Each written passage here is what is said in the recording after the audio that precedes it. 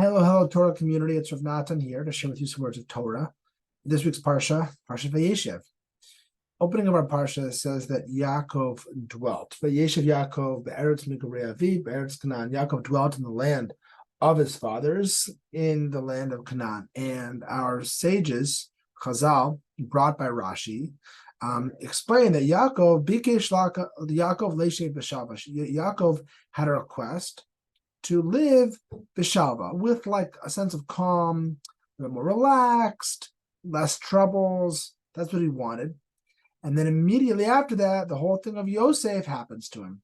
And so our sages are comparing this request that Yaakov had, or this desire that Yaakov had for like things to go away, the problems to kind of go away. And immediately, because he requested, Hashem's like, no way, you can't have that.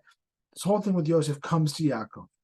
And the Rashi explains that this is an idea of that righteous people never can rest. They're constantly, something happens for them to be able to work through and work towards. And many people ask, what is it that A is so bad about wanting to live a life of calm and no troubles? And then what is it that Hashem was sending a message to Yaakov saying that, no, you got to keep going.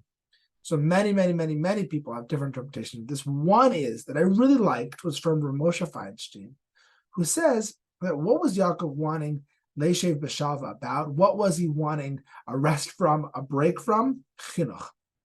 Yaakov had a very tough time raising his kids. Yaakov had different wives and they're different kids, and there was some strife between them. There was different aspects of Yosef and how he was chosen, and maybe Binyamin and how he was more chosen.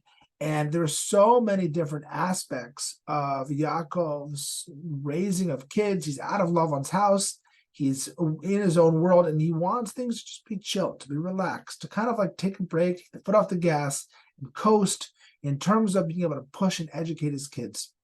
And the message Hashem is telling him is no, just because your kids might be a little bit older, just because they might be kind of going in their separate ways, just because they might be maturing, and some might even be adults, there's still a lot to do. There's still a lot of chinuch to do. There's still educating to do.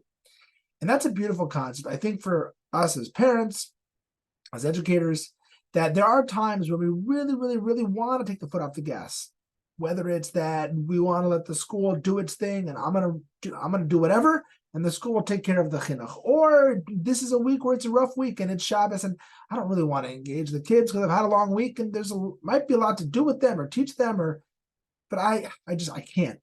Or it just might be an area in which, okay, listen, in this area, whether it's davening, whether it's learning a certain mitzvah, I don't want to think about it. Like whatever happens with the kid, but I feel like I've lost my energy to be able to put the foot on the gas and educate in this area.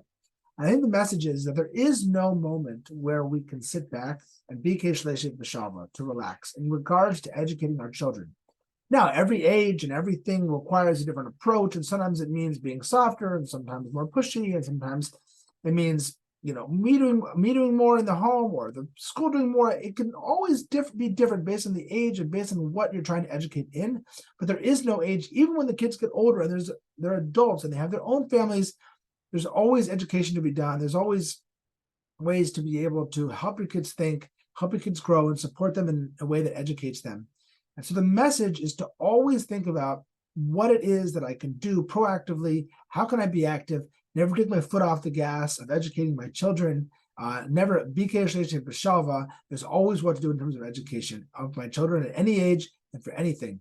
And I just want to end with maybe two questions you could talk about in regards to this. One is you could share as a parent at your Shabbos table, what is something that is different in terms of how you present it or how you interact with something different based on the age of the kid.